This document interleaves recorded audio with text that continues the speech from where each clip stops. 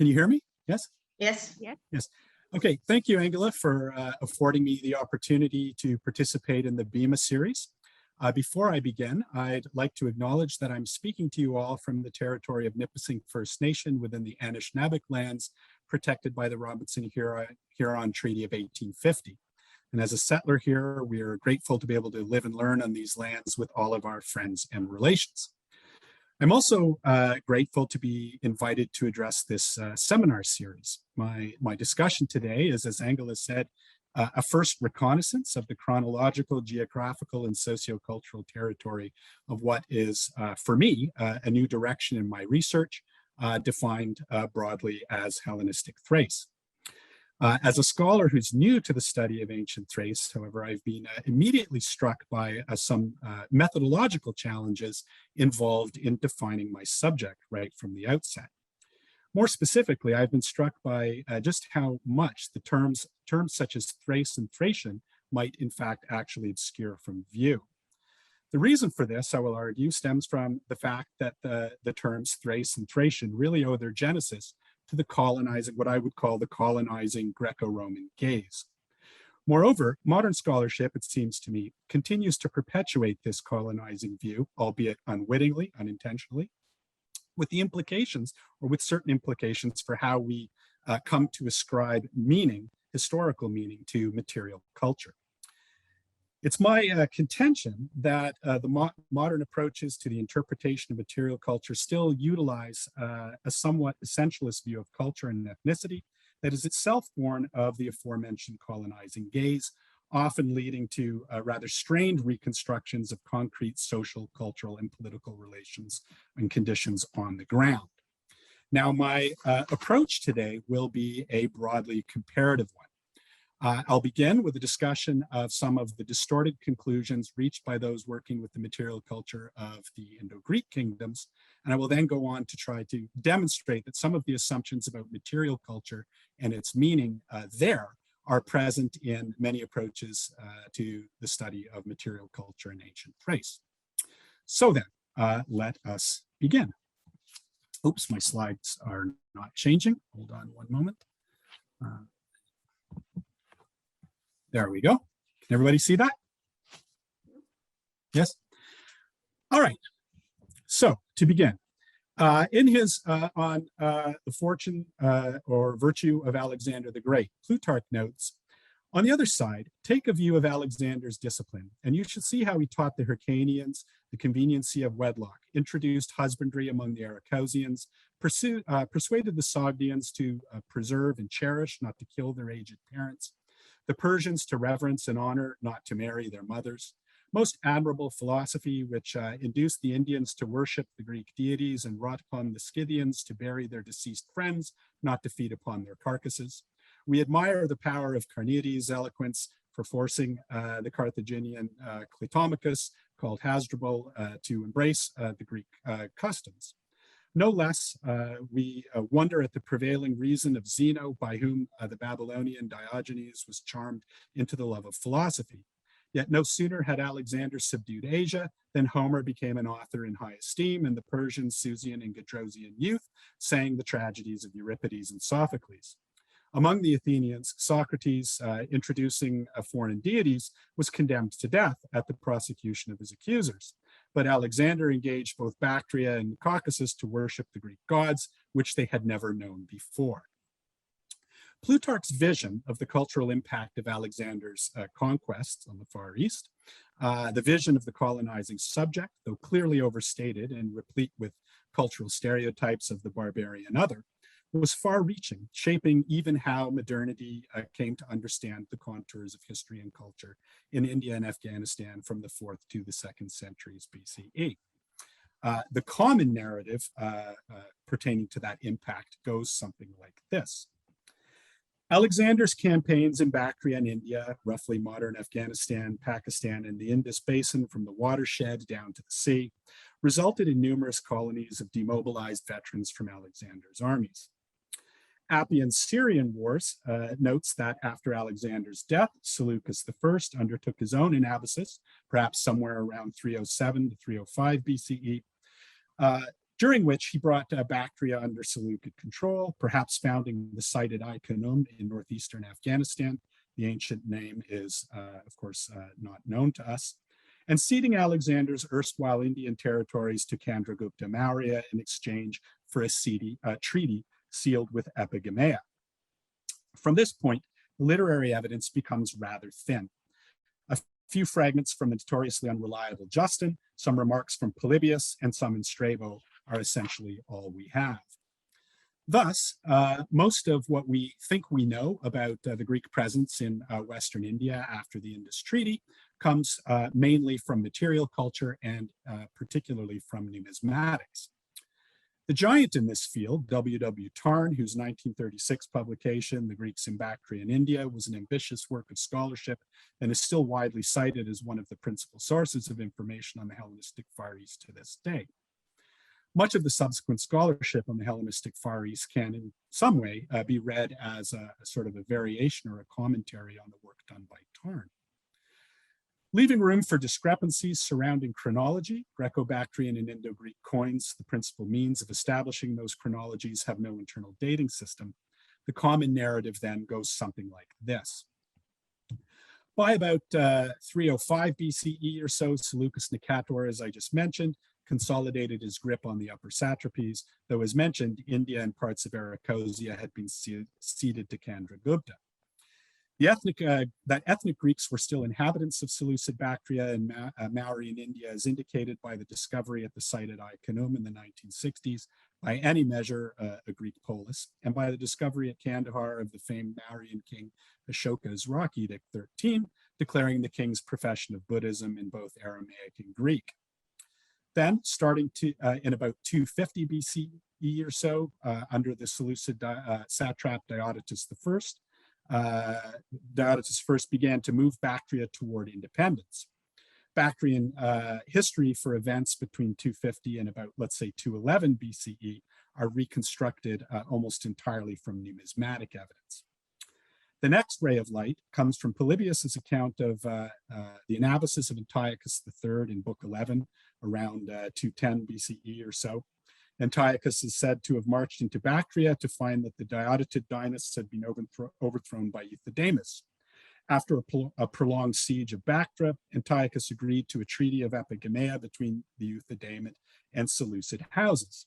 An unnamed daughter of Antiochus was to marry Euthydemus' son, Demetrius, in exchange for an acknowledgement of Seleucid suzerainty in Bactria. Antiochus then crossed the Hindu Kush, where he met the Indian king Sophicosinus, and presumably reaffirmed the Seleucid-Mauryan treaty. After this brief Polybian episode, the Greek literary record goes dark once again. Then, in the early 180s BCE or so, the Mauryan dynasty was overthrown by Pusyamitra Sunga. Much of India descended into chaos. In about 185, the dates again are highly controversial, as Greeks and Macedonians descended from Bactria into Western India. Whether as allies of the collapsing Mauryan dynasty or opportunists looking for blood and treasure is not knowable. In any case, between 185 and about 170, Greco-Macedonian arms advanced down the Indus and perhaps along the Ganges as far as Pataliputra. Then in about 171 or 170 BCE, the Euthydemed house in Bactria was overthrown and Eucratides inaugurated yet another dynasty there. The Euthydemed generals, still actively consolidating their gains along the Indus and Ganges basins, returned to confront the usurpers, but ultimately failed. The Greco-Macedonian settlements they established in India are believed to have remained, and some having defected to Eucratides, some perhaps remaining loyal to the Euthydemed house, and yet others reaching for independence in their own right. The situation, of course, is reconstructed largely through numismatics and is a rather muddled picture.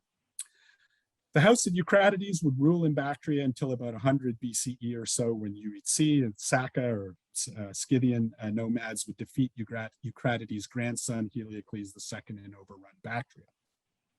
The so-called Indo-Greek kingdoms would then hold on south of the Hindu Kush until the last remnants capitulated somewhere in the 1st century of the Common Era. This then, of course, is a summary overview of the common narrative, allowing, of course, for chronological discrepancies, and there are indeed many. But it is a distorted one where the material remains thought to be definitive of an Indo-Greek culture are used to interpret the scant literary evidence through a colonizing interpretive framework, as I mentioned. So let's then take a closer look. Here we have two coins of the Indo-Greek king Apollodotus I, who was believed to have reigned south of the Hindu Kush range somewhere between 175 and 165 BCE, though as always, solid chronology eludes us.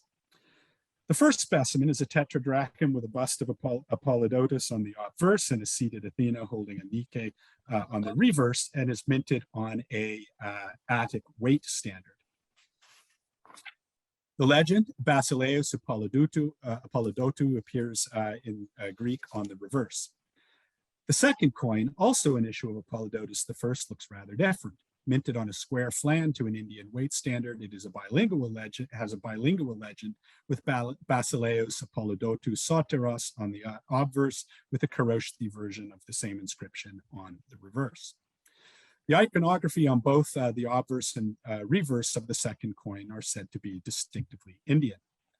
Coinage such as this, which is of course ubiquitous, is taken as prima facie evidence for Greco-Macedonian rule in India, as well as for the Hellenization of Western India, or the formation at least of a bicultural or Janus-like cultural milieu, a hybridization of Greek and Indian cultural forms.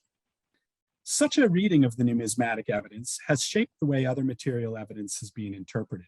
Sir John Marshall conducted extensive excavations at Taxila from 1913 to 1934, where he declared the 3rd and 2nd century BCE lair, the remains of that lair at Sirkap, a Greek lair, on the basis of an apparent Hippodamean grid plan, the influence of Greek architectural styles on Taxilan architecture, and of course, on the presence of Indo-Greek numismatic finds.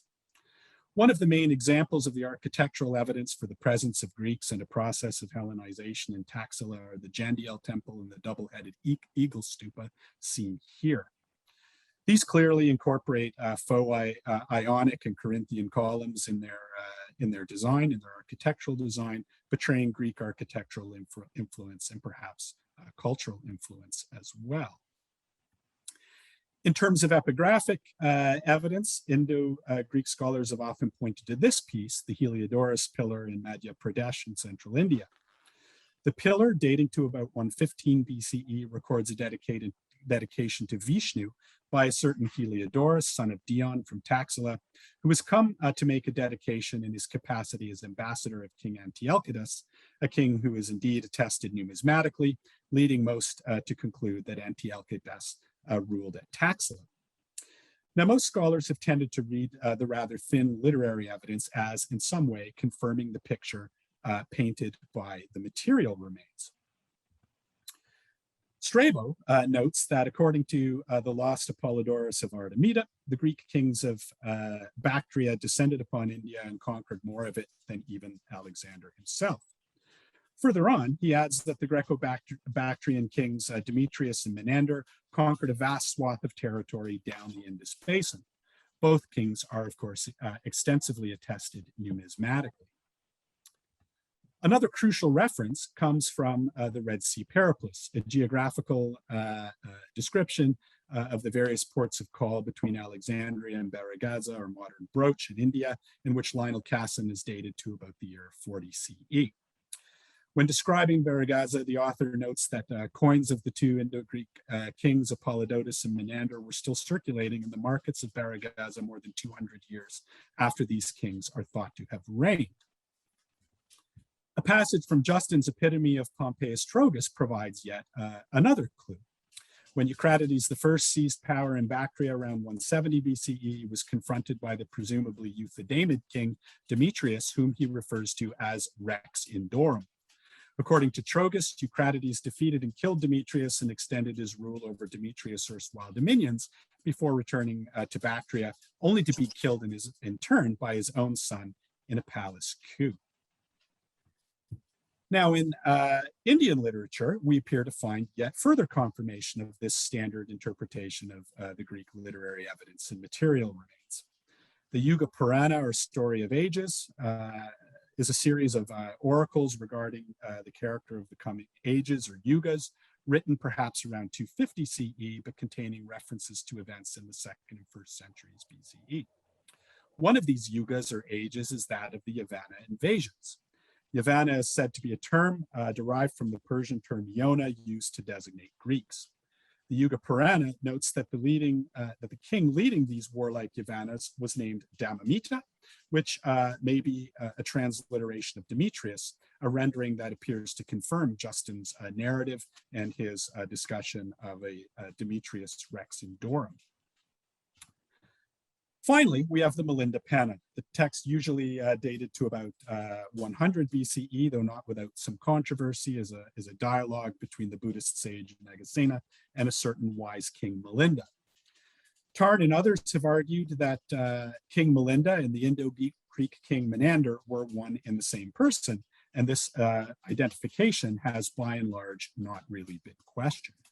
Milinda, or Menander, who is widely attested numismatically, is said to have been the king at Sagala, which is commonly thought to be Sialkot by Taxila. And he apparently went about with an escort of 500 Ionakas.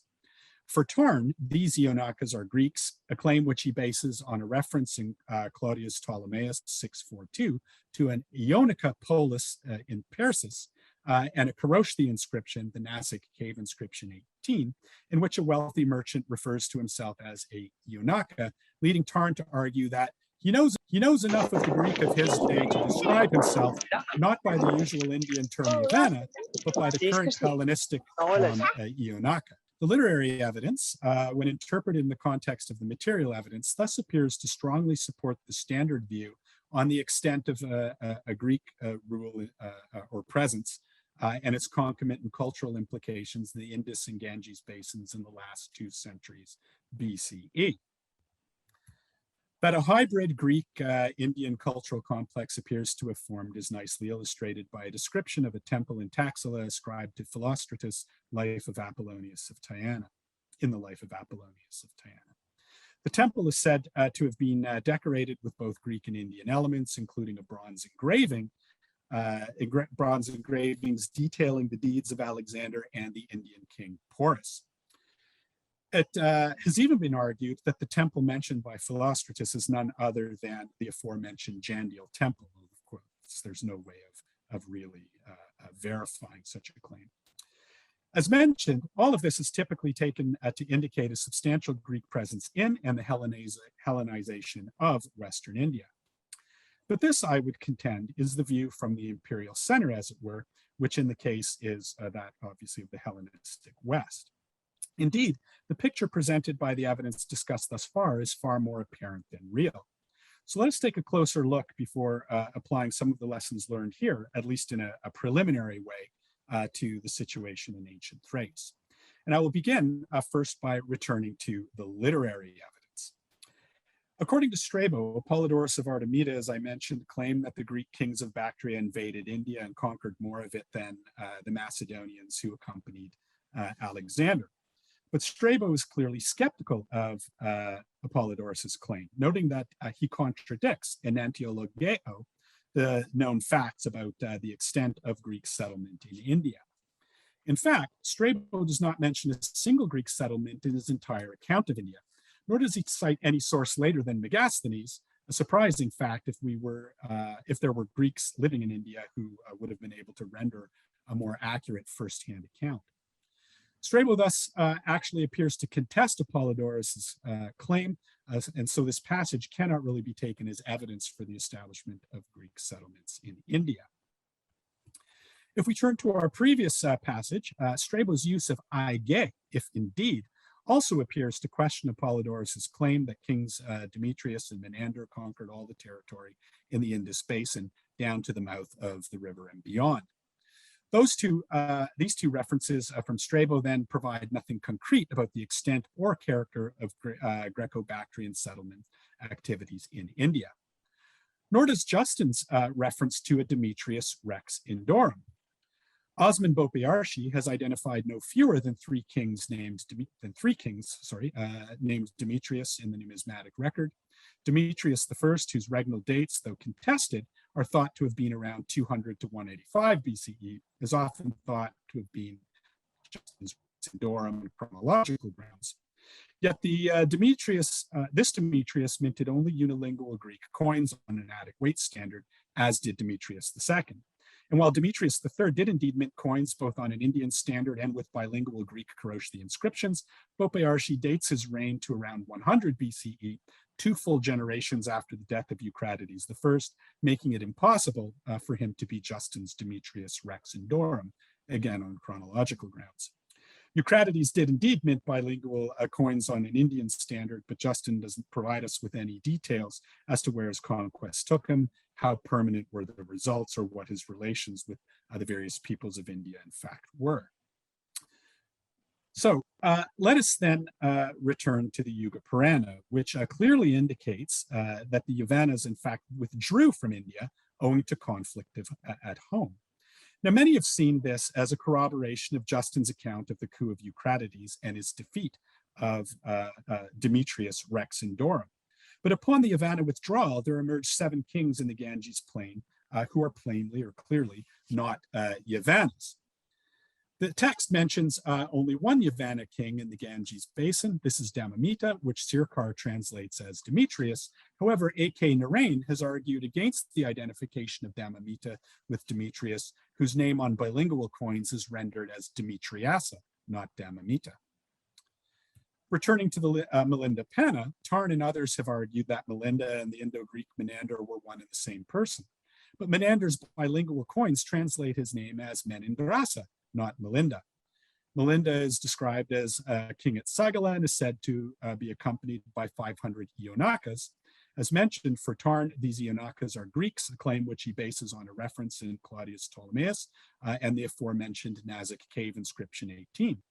But Tarn's reasoning here is circular, insofar as he supports his claim that Ptolemy's use of Ionaka was current in the Hellenistic Far East by referencing the Nazareth cave inscription, and then later supports his claim that the Nazareth inscription conforms to Hellenistic usage by referencing the passage from Ptolemy. Moreover, the author of the Melinda Penna does not say that Melinda was himself a Ionaka, only that he was accompanied by Ionakas, whoever these might be. But if the literary evidence militates against the notion of extensive Greek settlement in India, how does this change the way we approach the material evidence? In a forthcoming publication on the geopolitical and cultural limits of the Indo-Greek kingdoms, I've made the argument that all of the evidence, both material and literary, actually limit the Indo-Greek kingdoms to the immediate environs of Bactria and the Peloponnesus. Getzel Cohen has identified references to 33 allegedly Greek sites in India, the majority of which are foundations or refoundations ascribed to Alexander. The ethnic makeup of the settlers for these foundations is rarely indicated, and when it is mentioned, they are generally not Greeks, but relocated Indian populations. Of the 33 sites which Cohen identifies, only 2 are known locations. These are Taxila and Pushkalavati, or modern Karsada, both in Pakistan. Curiously, neither site has yielded anything that could serve as evidence for a substantial Greek presence, a surprising fact given that Taxila is thought to have been the capital of a number of Indo-Greek kings. Most examples of Hellenistic material culture recovered in India are in the form of movable objects, and so should not really detain us much. Their presence in Pakistan is easily explained by trade, plunder, and war, the work of itinerant artists, and so on. Now, I've already mentioned Sir John Marshall's excavation at Sirkap, or Taxila, and his discovery of a so-called Greek lair. Excavations here have failed to uncover a single Greek inscription in this Greek lair, although numerous Brahmi inscriptions have been found. What about the Heliodorus pillar from Madhya Pradesh? Many have taken this pillar to mean that Antiochus ruled at Taxila, but the inscription does not actually say this. It only says that Dion hailed from there. Note also that the Prakrit word for Greek is kontratarn, Iona, and not Ionaka. Nor can we be sure what is meant by Iona, Greek, as according to A.K. Narain, the term appears to have been applied at this point in time to any foreigner coming from the West. Moreover, only 17 of Antiochus's coins have been found at Taxila, with the majority actually coming from Begram in Afghanistan. Additionally, in Taxila, Sir John Marshall discovered 5 silver bowls, each bearing a Koroshthi inscription, which reads, of Theodorus, son of Thivara, a Greek name with an Indian patronymic. Frank Holt has similarly noted a bilingual Greek Prakrit stone stamp from Peshawar bearing the name Philaxius, son of Acus, a Greek name with a Persian patronymic. Such examples and parallels ought to be enough to cast reasonable doubt as to the ethnic identities of Heliodorus, Dion, or even Antialcidas. Moreover, the Greek lair at Taxila has yielded some 1,500 or so coins, but 1,440 of these are Indian. Why then is this called a Greek lair? After all, 50% of the coins found at Ai-Khanoum, this Hellenistic Greek city par excellence, are Indian punchmark coins, which have been found with numerous other objects of apparent Indian origin, yet we do not call this an Indian lair. The most problematic of all is that the scholarship has typically used these coins as indicators of the ethnic identity of those who minted the coins and of those among whom they circulated. They are either Greeks or Hellenized Indians.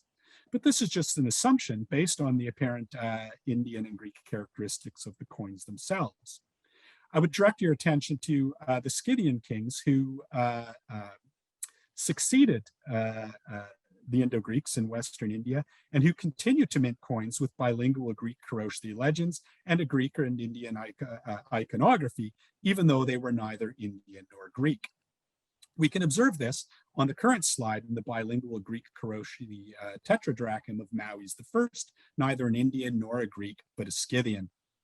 Robert Sr. has recently published a coin of the Indo-Greek king Artemidorus, who in the Koroshthi, though not in the Greek legend, is declared son of Maui's, providing evidence of a Scythian king with a Greek name, right? So now we have a Scythian patronymic added to a Persian and an Indian patronymic. That such finds as these are not indicators of specific ethnic identities, but are testimony to the cultural complexity and heterogeneity of the Hellenistic Far East is, to my mind, patent. Strabo notes that the region of the Hindu Kush was in fact ethnically diverse. Claude Rapin has confirmed this by noting the existence of multiple inscriptions across Bactria and India in a variety of unknown languages. And Frank Holt has similarly noted Indo-Greek period inscriptions from the region of Ghazni in Greek, Bactrian, and Koroshthi. Even the treasury at Ai-Khanoum itself, the widely acknowledged bastion of Hellenistic culture in Central Asia, contained large numbers of Indian coins, jewelry, and other objects. This suggests, of course, close social and cultural interrelationships between the peoples of Bactria, northern Pakistan, and India. We are not, however, entitled to say much more than this. We might imagine a polyglot region that was culturally, economically, and perhaps politically intertwined, where culture was highly fluid and where so-called Greek and Indian stylistic idioms predominated. But what we cannot do is use the material culture as evidence for the ethnic demographics of the region, and we certainly can only speculate as to what the decision to employ Greek or Indian cultural forms together in plastic arts might indicate. In any case, it is clear that the view posited by Plutarch about the triumph of Greek culture in the Far East, consequent upon Alexander's conquests, has shaped how later generations have ascribed meaning to the material culture of the Hellenistic Far East. Now then, how can we press this critique into service when it comes to things Thracian? The comparison, I would suggest, is apposite. Hellenistic Thrace, like Hellenistic Bactria in India, was a polyglot region with a highly variegated ethnocultural demographic history, whose rich variety is belied by how we often tend to see the material culture. Moreover, as in the case of Hellenistic Bactria in India, the predominant view of Thrace is as a frontier space where, for the most part, Greek and other elements, variously Thracian, Persian, Scythian, and so on, where these various cultures meet. And thus, the cultural history of Thrace often becomes either the history of Hellenization, how Greek did the Thracians become, or alternatively, how can we identify the essentially Thracian elements in the surviving material culture of ancient Thrace? The former question recapitulates Plutarch's view of the cultural impact of Alexander's campaigns in the East, that is, the view from the imperial center, while the latter view simply stands the imperial gaze on its head. Let us begin then with some of the literary evidence for the ethnic diversity of Thrace and the instability of the term Thracian. Thucydides at 4109, when describing Brasidas' campaigns in the environs of Acte in 424 BCE, notes that all the towns dotting the region are inhabited by mixed foreign races speaking both Greek and their own dialects. There is also a small Chalcidian element, but the majority are Pelasgians of the Tyrrhenian race that once lived in Lemnos and Athens, together with Bisaltians and Crestonians and Edonians.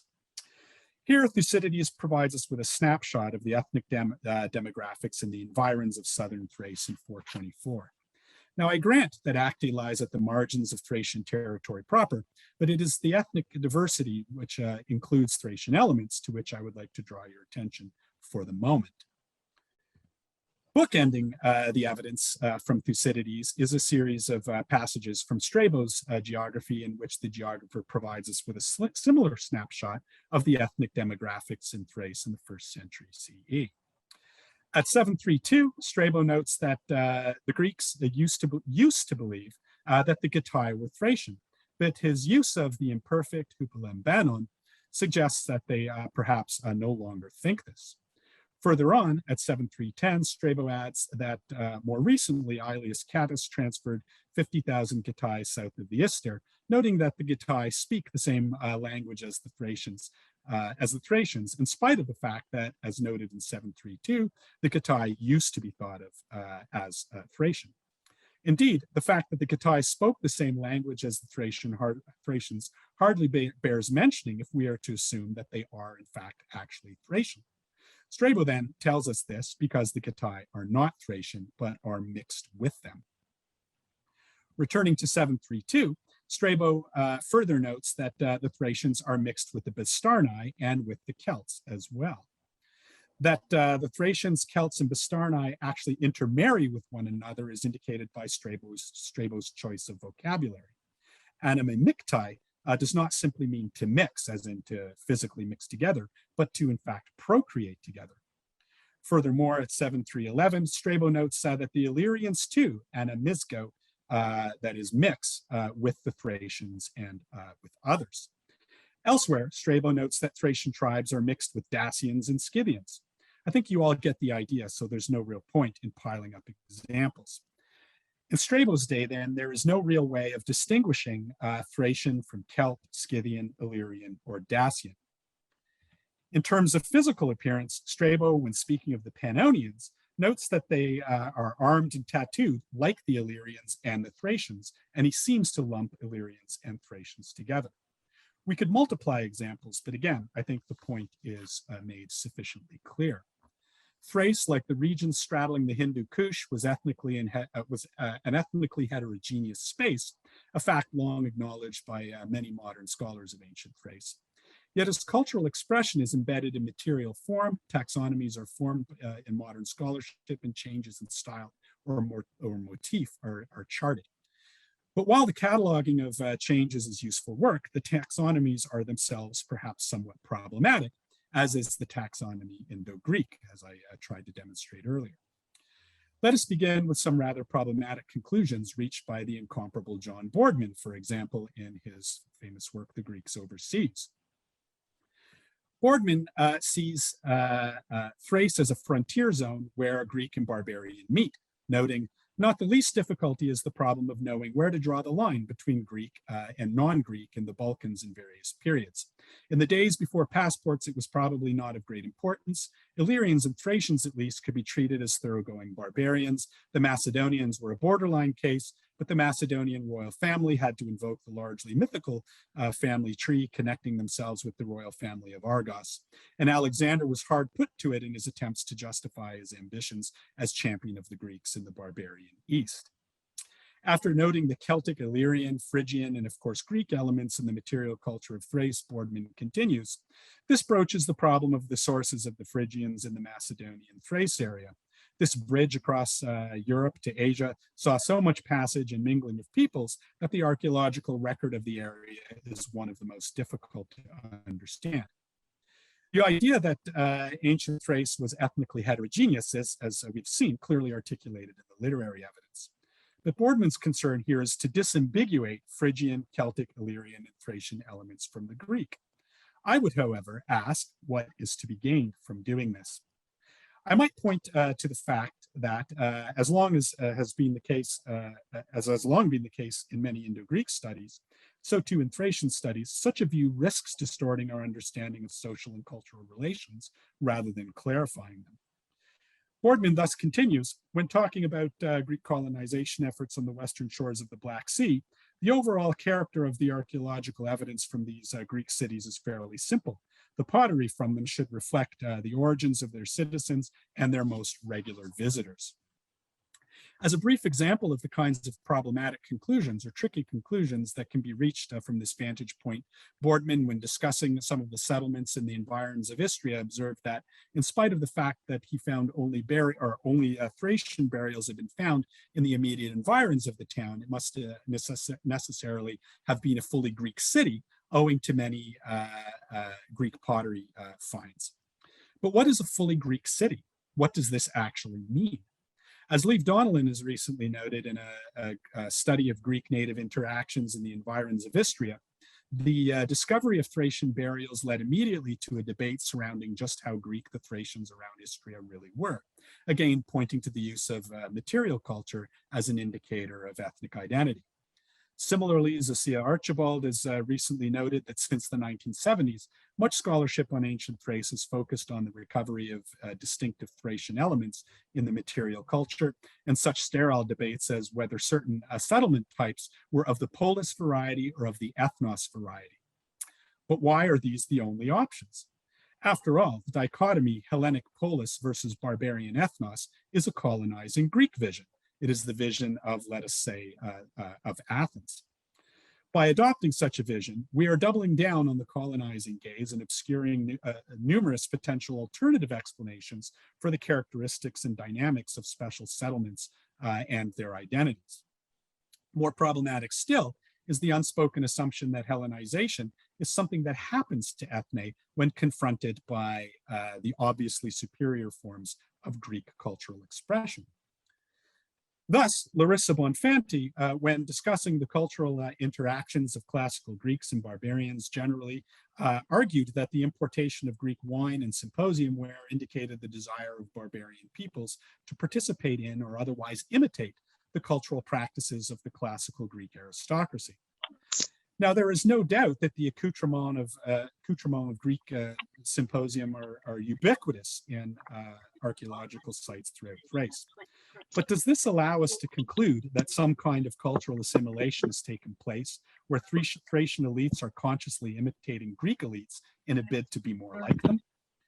Leaving aside the impossible problem of what specifically constitutes a Thracian elite, as the designation Thracian is clearly fuzzy and unstable in and of itself, how do we know why Thracian elites imported or imitated Greek symposium wares? What did it mean to them? And did such settings mean the same thing to local Thracians as they did to Greeks? Did their meanings and use remain stable, in fact, from one Thracian tribe to the next? How important were local idioms, in other words? Similarly, in the opening chapter of the Companion to Ancient Thrace, Nicola Theodosiev notes that Greek colonization caused the gradual Hellenization of Thracian aristocracy and certain tribes. This is an unproblematic claim, provided that we understand Hellenization to mean nothing more than the appearance of material cultural forms with certain similarities to material cultural forms of Greek provenance. But we must avoid ascribing meaning to such finds beyond what the evidence will bear. Ivan Mazarov argues that much classical Thracian art resembles Iranian art because it was ideologically closer to the view of Thracian kings. But Mazarov's conclusion, which attempts to provide us with the Thracianizing viewpoint, presupposes that we fully understand the Thracian view to court. We thus appear to be given what, in my opinion, are false choices for interpretive frameworks for understanding Thracian material culture: the Hellenizing view, or its inverse, the Thracianizing view. The Hellenizing view is the colonizing gaze of the metropolis, the imperial metropolis. Thucydides saw the Thracians as less evolved Greeks, where the level of civilization ascribed to any one Thracian tribe is determined by their level of Hellenization. Curiously, Mazarov picks up this very thread in his aforementioned study on how Thracian elites utilized Greek art to represent core Thracian political and religious values, when he notes the code of conduct professed by Thracian kings is similar to the system of aristocratic values defining the ideal of arete among Homer's heroes. If we wish to understand the Thracian worldview, we must be able to identify with their archaic model of behavior, a system of heroic values that they shared with an earlier epic stage of Greek culture. The peoples who are thus monolithically designated with the unstable and fuzzy term Thracian are simply attenuated Greeks, as per Thucydides. To be fair, more recently, scholars of ancient Thrace have begun to take notice of this problem. Denver Graninger has noted the instability of the term Thracian, noting its discursive and contextual character and how it shifts over time. David Sears has acknowledged the two-way flow of cultural influence, discussing the two-way influence between Athens and Odrysian Thrace. David Brond has noted that much of the talk of cultural borders or boundaries derives from modern polities in the modern view, noting similar seemingly natural boundaries, say the Danube, for example, are loci of cultural transmission as much as they are geographical and cultural limits or boundaries. Some, such as Kostas Vlasopoulos, leveraging Richard White's theory of the cultural middle ground, have noted the hybridity of Thracian art consequent upon Greek colonization, citing Thracian materials specifically as an example of what he calls gloccalization, a rather ghastly sounding term which sees local material culture as the byproduct of interactions of local and global styles and tastes. While Vlasopoulos is clearly moving in the right direction, in my opinion, he still sees Thracian culture, however, as both as a unified whole and as a frontier culture.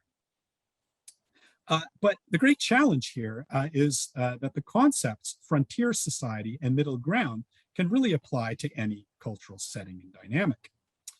In 1984, Martin Bernal and Black Athena has made us aware of some of the contributions of other non-Greek peoples to the emergence of the Greek cultural efflorescence in the 5th century.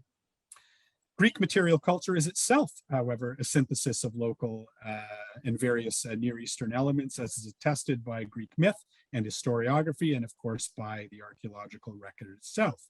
We are all, of course, familiar with the so-called Orientalizing tendencies in much archaic Greek art. More telling still, in a passage detailing Spartan campaigns in northwestern Greece in 429 BCE, where Thucydides notes that the Spartan commander Cnemus led a mixed contingent of Greek and barbarian troops. The barbarians in this case are Chaonians.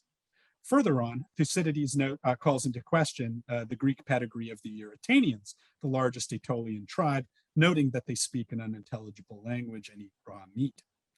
The point, of course, is that the very line between Greek and barbarian is a blurry one, even among the Greeks themselves, among ethnic Greeks themselves. The colonizing ethnological taxonomies, say from Athens or later, ironically from Pella, are reiterated in analytical categories used in modern studies of modern studies of material culture.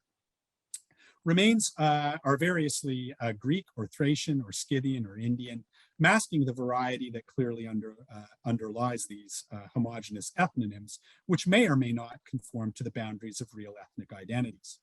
Changes in style are taken to reflect, if not actual changes in the ethnic composition of a place, changes in cultural identity or values, as we've just seen. But culture is fluid, and we have no way of knowing what changes of style and local context mean to the people who saw fit to borrow and adapt from neighboring styles they found ready to hand.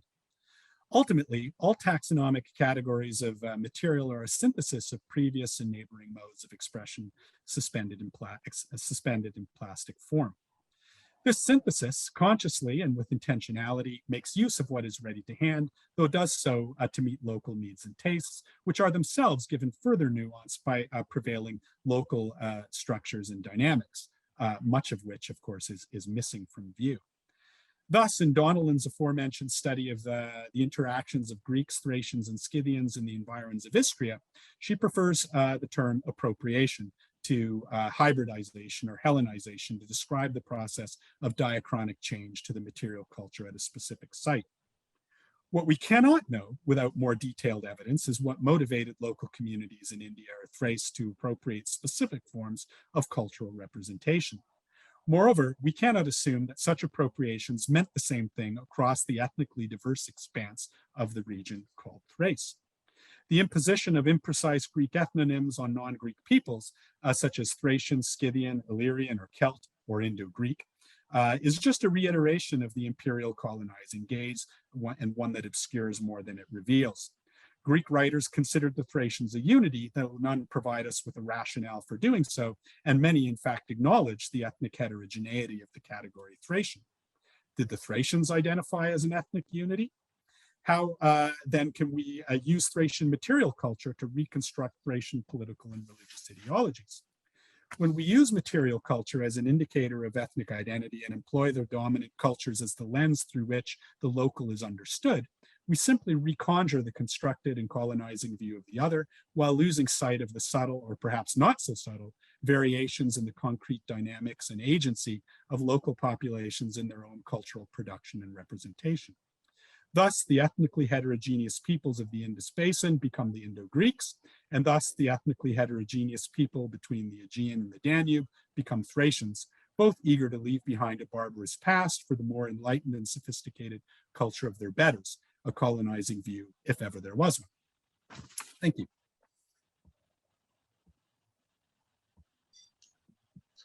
Thank you so much, Richard, for that very, very interesting presentation, which actually opened many questions. I believe many of us are struggling while working with either with historical sources, ancient historical sources, or archaeological material. I would like to invite everyone who has a question to either to put it in the chat or to raise hands. And I'll give you the floor so that we can have our discussion. It was a very interesting comparison, actually, what cases you presented tonight. As you can imagine, I am pretty much more aware of the problematic of Thrace as the Near East which you presented, but definitely in order to understand better what is going on over here, we have to compare to what is going on in the other regions at the same time, because for sure the processes have similarities. They are not the same for sure, but they have common features. So we do have our first question here, and this is the question from Carol Schneier. Are they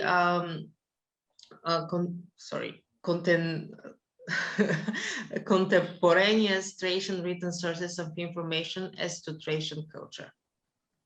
Sorry, can you restate the question? Are there contemporaneous Thracian written sources of information as to Thracian culture? So the contemporary Thracian sources. Yes. We have no body of Thracian literature as such. No, that can shed light on this. Most of what we have, of course, is the view of Thracians and their place in history from the point of view of either Greek or Roman writers, by and large. This is actually the biggest problem we have when we study Ancient Thrace, especially before the Roman times. Well, and most of the views we have are, as you presented, really uncertain, because they're either given from Greek or Roman authors, even though that Thucydides, for example, has partly Thracian origin. But I should make one footnote there, of course. Epigraphy is a promising area where we might sort of get the Thracian voice.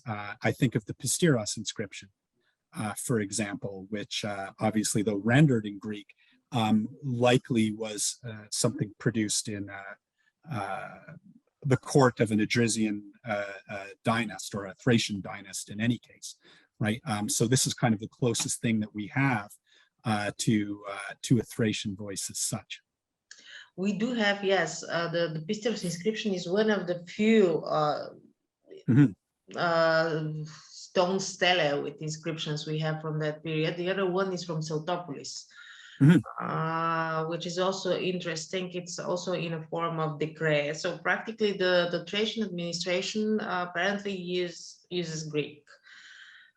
And there are many inscriptions from the Black Sea apoikias, from the Greek cities, some of them mentioning also relations with the Thracian tribes and so on. But again, there I think only these two, the Posteros one and the one from Sotopolis, which we can claim of being Thracian of origin. And this is what makes the problem an imperative one to solve, right? This is of course what I mean by decolonizing the evidence, right? We have a particular perspective, a particular way of viewing the evidence, which is certainly not from the inside out. So we need to kind of take into account the skewing effect of the colonizing gaze if we're to understand that material with any kind of degree of objectivity. Definitely, yes. So also there are two other questions in the chat right now. What do Thracian burials show about Thracian life culture? About what culture? Sorry. Thracian. What do Thracian burials show about Thracian life and culture? Do they support view of Hellenistic elite?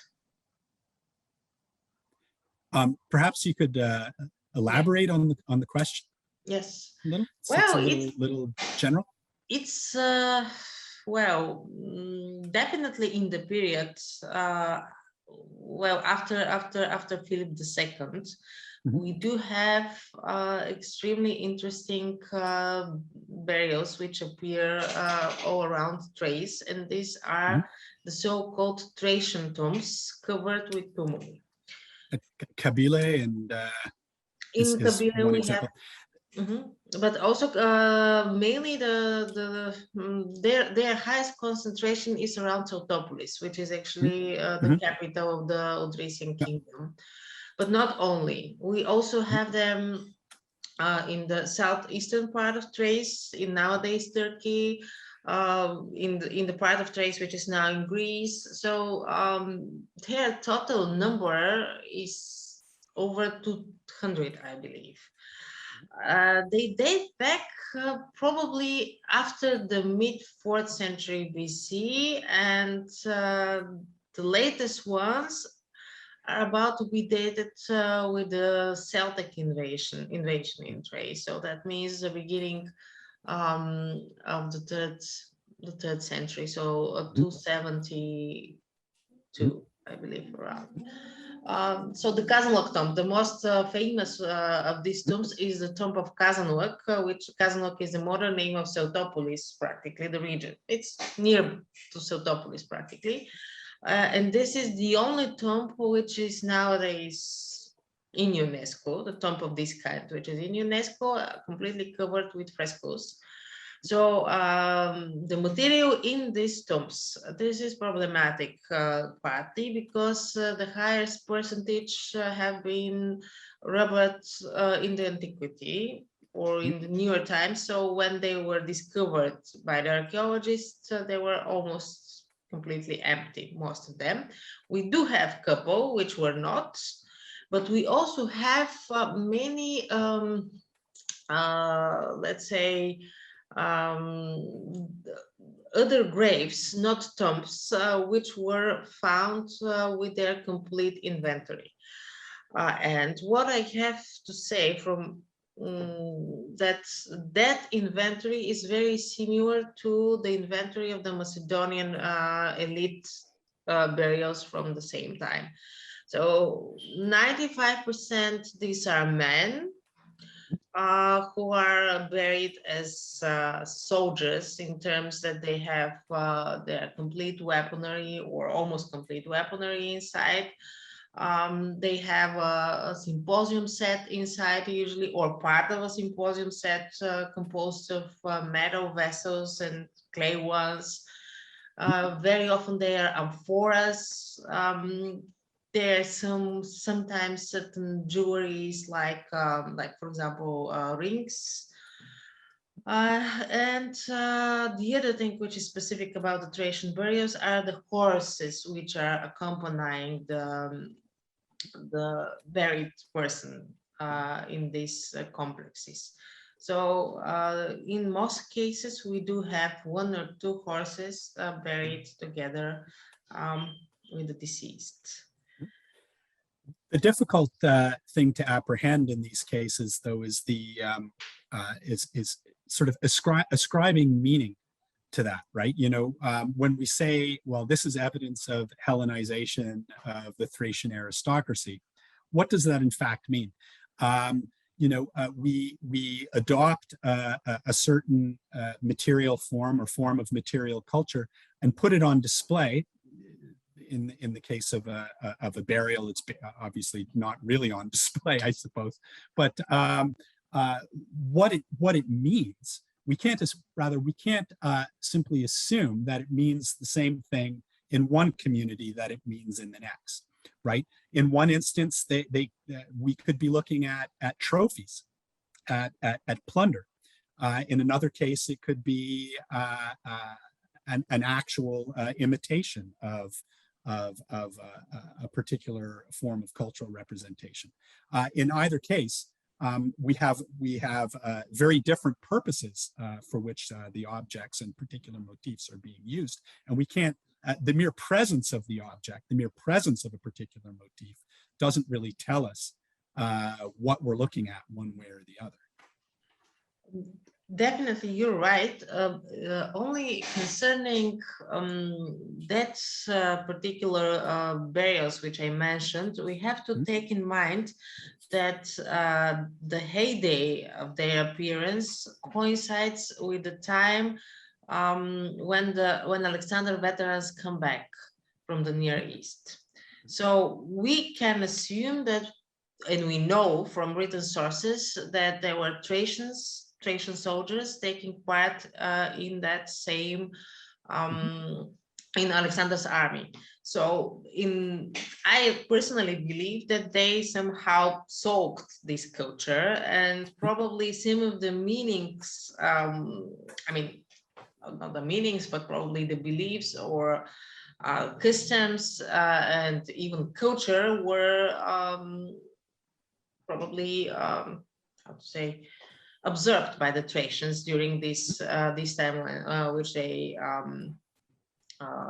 spent with the Macedonians.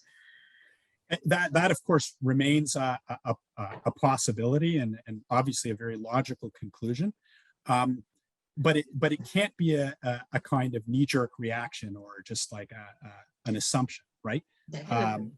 Yeah. Definitely, and also this form of the Thracian tombs, they have a Tolos form of the burial chamber.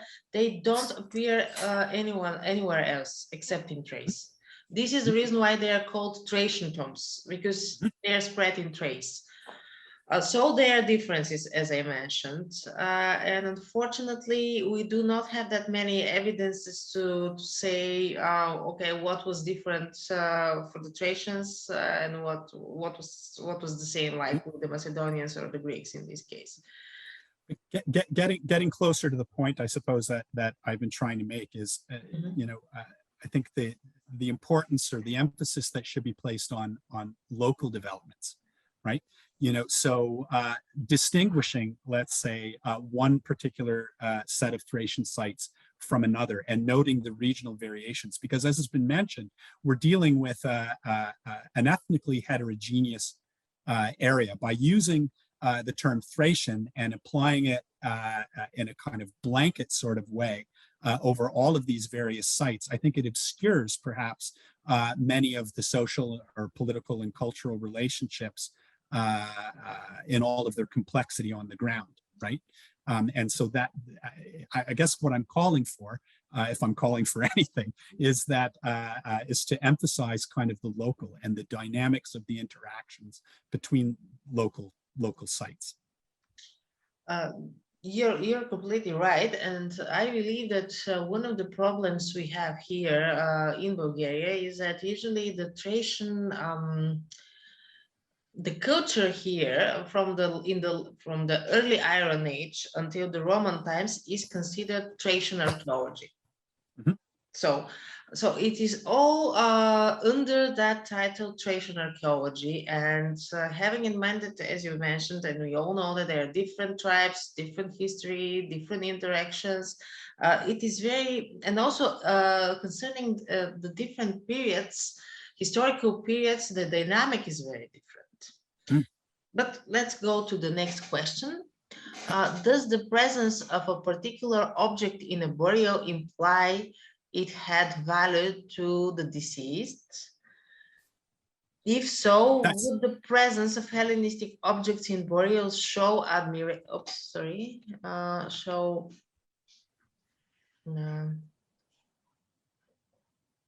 If so, would the presence of Hellenistic objects in burials show admirations for the Hellenistic culture? Would it show admiration? Was that the question? Yes. Mm-hmm. Absolutely. I mean, obviously, objects deposited in a grave site are of high value, right?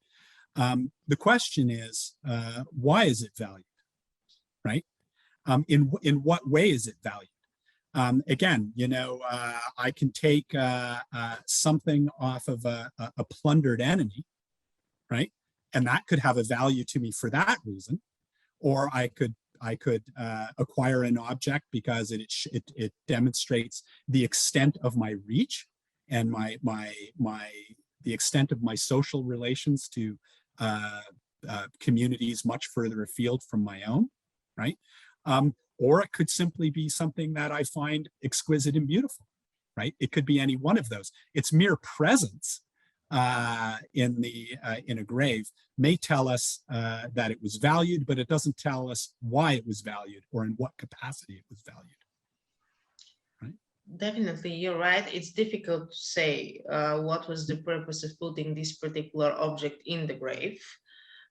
We have many, theories regarding finding, for example, female possessions into the burials which I mentioned before.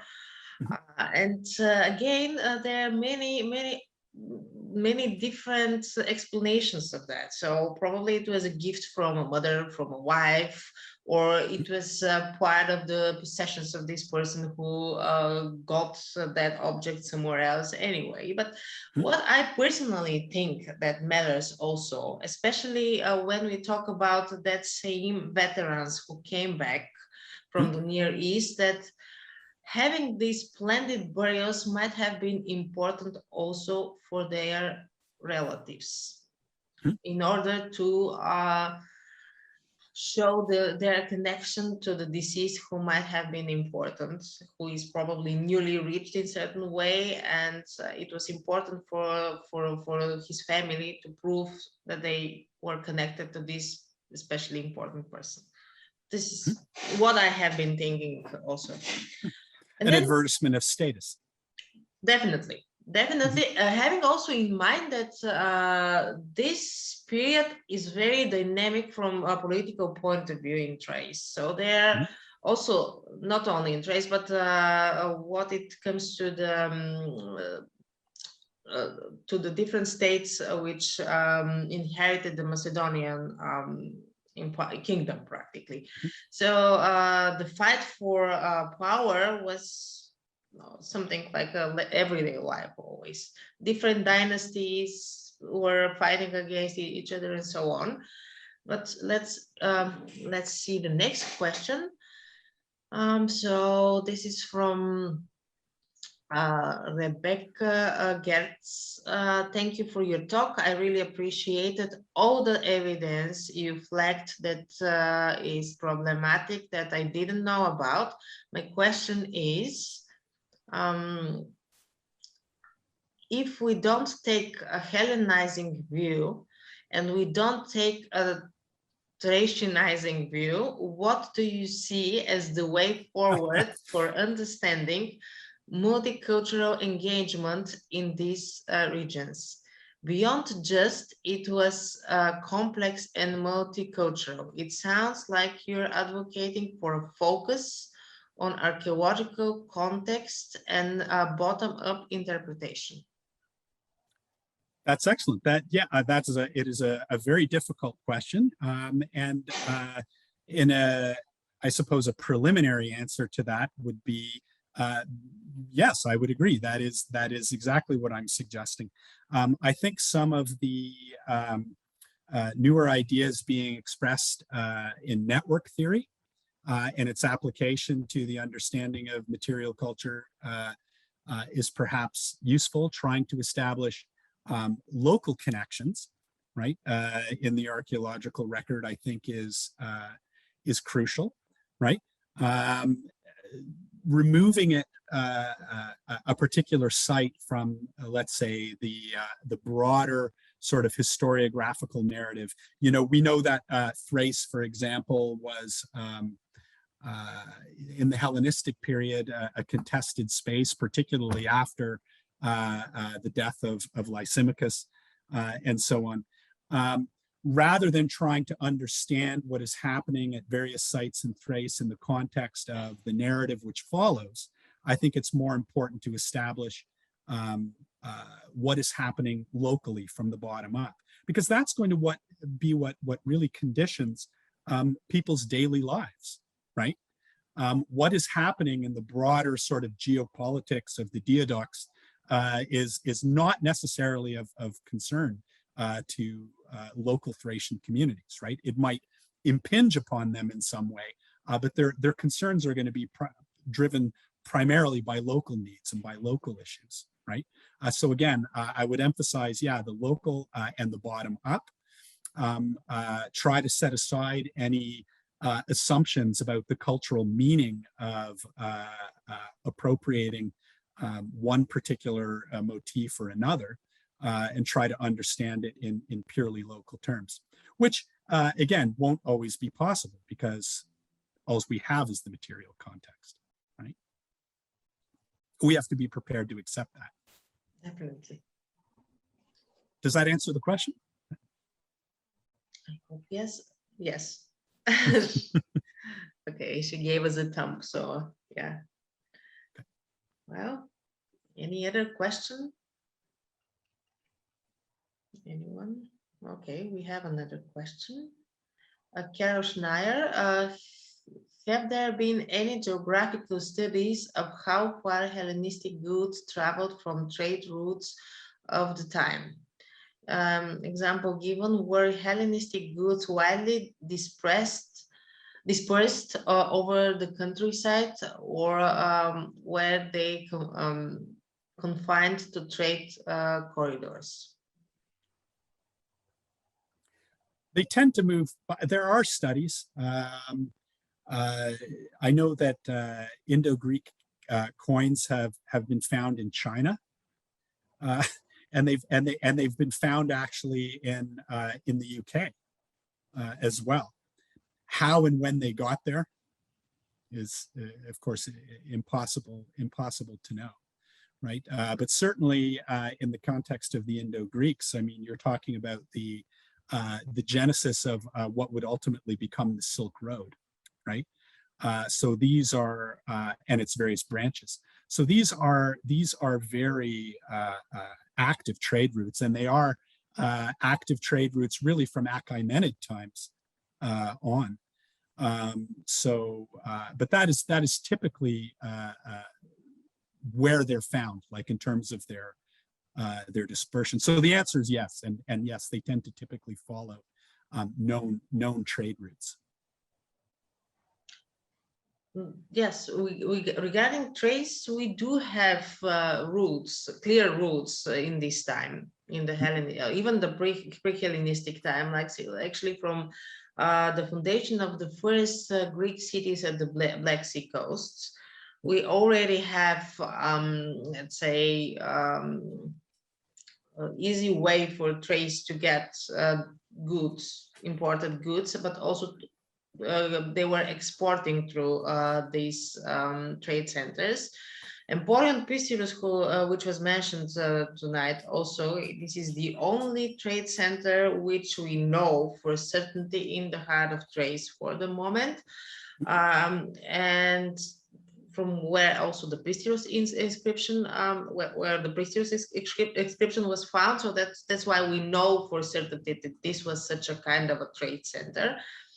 And from what was found over there, we can say that there was intense trade, for example, with different kinds of Greek, Athenian, Macedonian pottery, wine, quite probably, because there is a very high number of amphoras, mainly from Tassos, but not only being discovered over there. Also metalworks, and a very high number of different kind of coins, not only Thracian. So that means that there was a trade.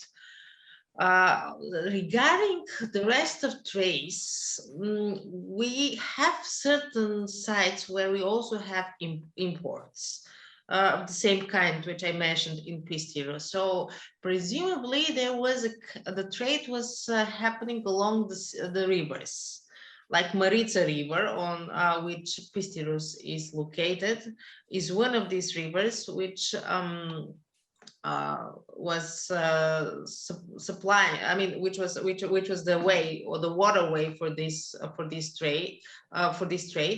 So there quite possibly, probably there were also other emporia along the river, but we don't know anything about them for certainty. There is one site which was recently excavated.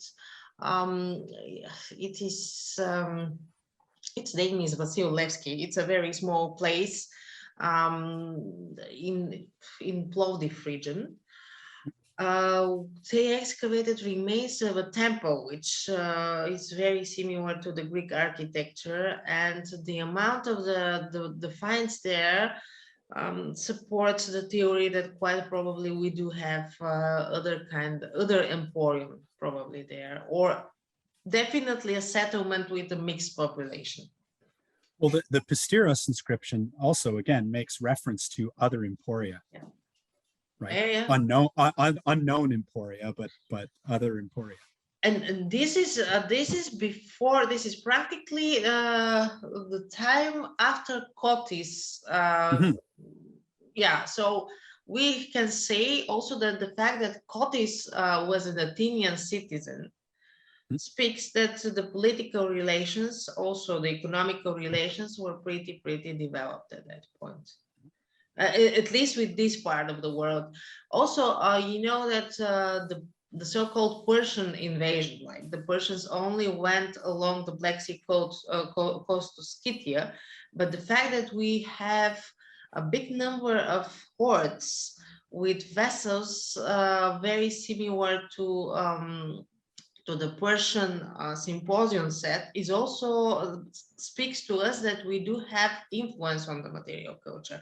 Plus that we have certain written sources which are talking that, which are giving us information that the Persians were exchanging gifts with the Thracians and so on. So there was an access to different kind of goods with imported character. And yeah, okay. We can go to the next question, and this is the question by Anna Paula Passerini.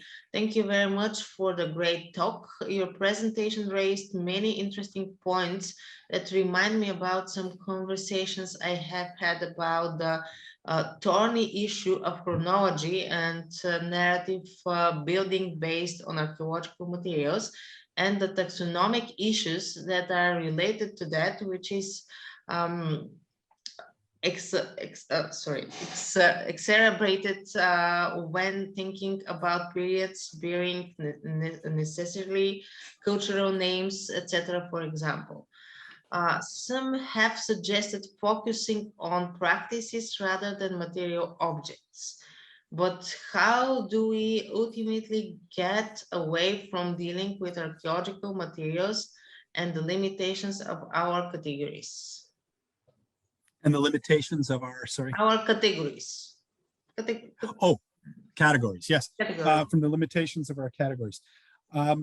Yeah, well, that you're absolutely right. I mean, that is the thorny problem at hand, right? I have not as yet, of course, proposed an alternative other than this kind of bottom-up approach, perhaps trying to avoid reaching any conclusions that the imposition of these taxonomic categories might lead us to unwittingly. I think it's more just a question of being mindful of the baggage that these categories bring, right? And not letting them sort of shape or skew how we actually see the material in front of us, right? Does that make sense? Does that help? Perfectly. I think that it's perfectly sense. It's difficult. Definitely, it is difficult, and but we have to try the new approaches. This is why we study the culture. So you have a comment over here by Rebecca Gerdes again. So thanks for answering my question.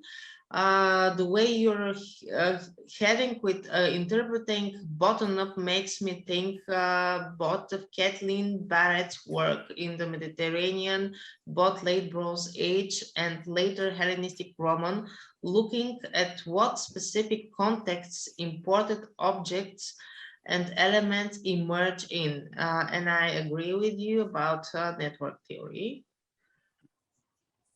I do agree with that as well. Yeah, absolutely. Unfortunately, we have to be prepared probably more often than not to simply shrug our shoulders, right? And that's something that we have trouble doing, right? We have to, we feel compelled to obviously work the material that we're looking at into some kind of larger narrative, but yeah, that's just not always feasible. Or need to come up with better questions. Yes, Rebecca Gerdes. Yes, excellent. That's true. Well, it is rather studying the Thracian cultures in terms is very similar to the Bronze Age cultures and the prehistoric cultures which do not have any literacy yet in terms. But we are even more confused sometimes, probably, by the information which we are getting from aside written sources. This is something which hopefully a little by little we'll be able to put together as a puzzle one day. It's surprising to me that it's taken so long. I mean, this idea of the decolonizing view, it's been around for quite a while now. So it's actually surprising to see it pop up from time to time in modern scholarship. You have to have in mind something, what concerns the archaeology behind the Iron Curtain. And practically before the fall of the Iron Curtain, very little Western literature was allowed to come over. So the archaeologists, there is not a real school of theoretical approach over here. So mainly what the archaeologists were practicing over here, and most of them are still practicing, is pretty classical approach of interpretations, either archaeological or historical. Only recently, probably in the last 20 years, like Marazov, for example, who you mentioned before, started to build up theories and having an access with some classical theoretical studies, which were actually written a long time ago.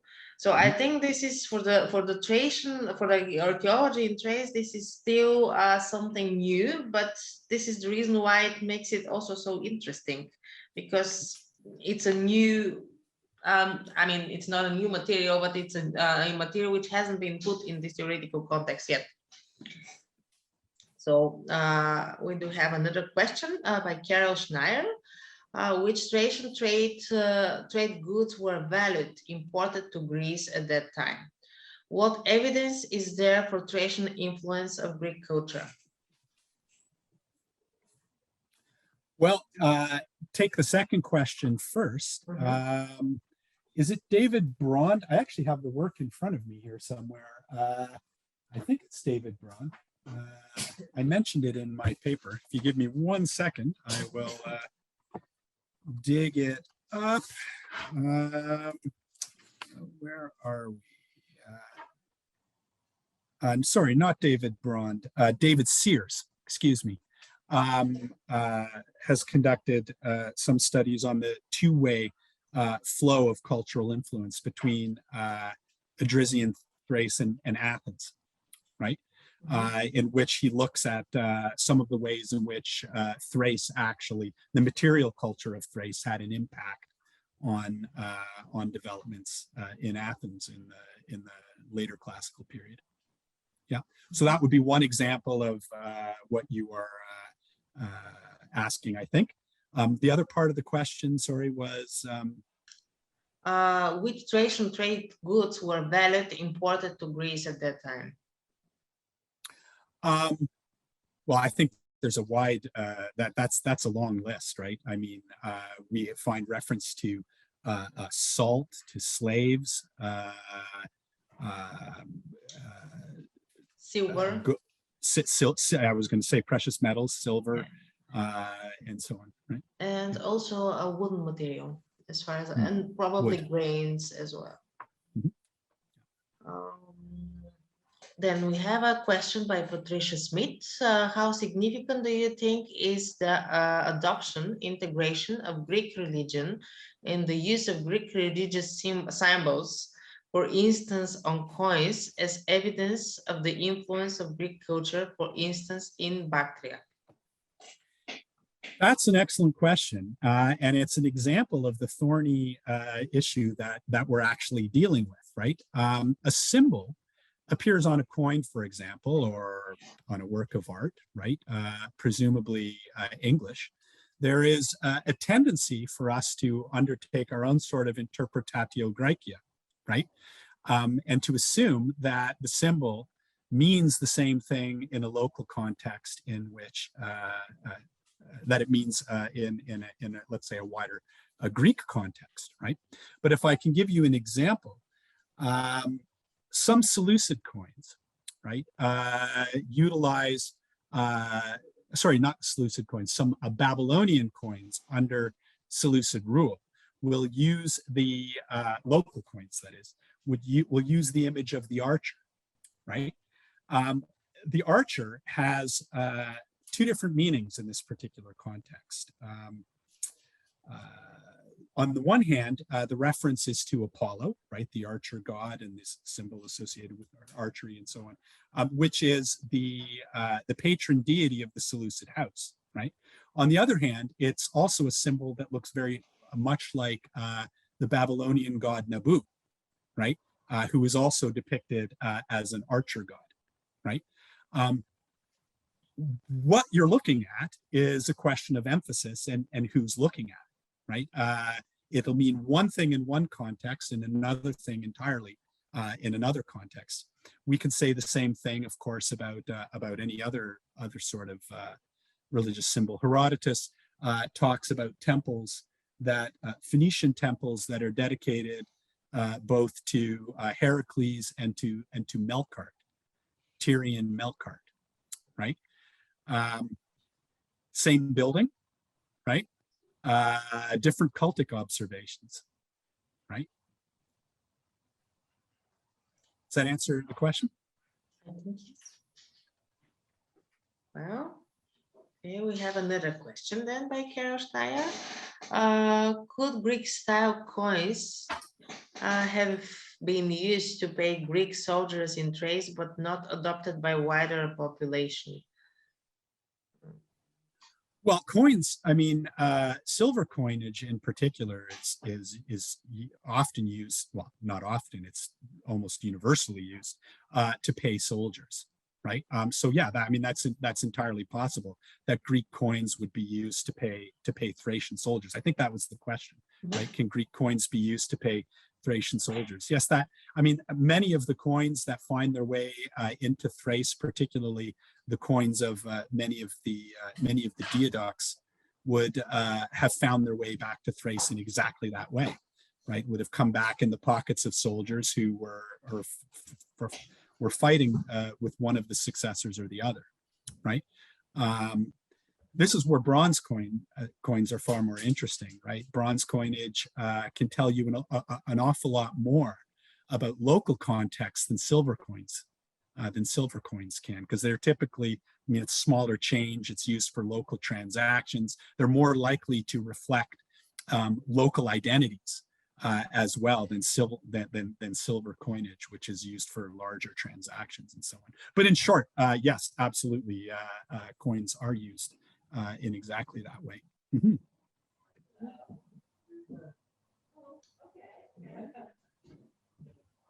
Are there any other questions, anyone?